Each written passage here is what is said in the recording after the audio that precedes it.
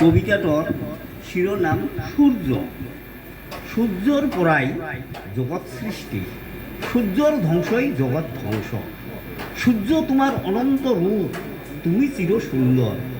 প্রতি মাহে তুমি নাম রূপ সলনি করি জগৎ লালন পালন করা। ইন্দ্র, খাতা, পর্জন্য, পূষা, ত্বষ্টা, অর্যমা, হক, বিবসান, বিষ্ণু, অংশু, বরুণ, মিত্র এই দ্বাদশ নাম রূপ ধরি তিন কাম করা।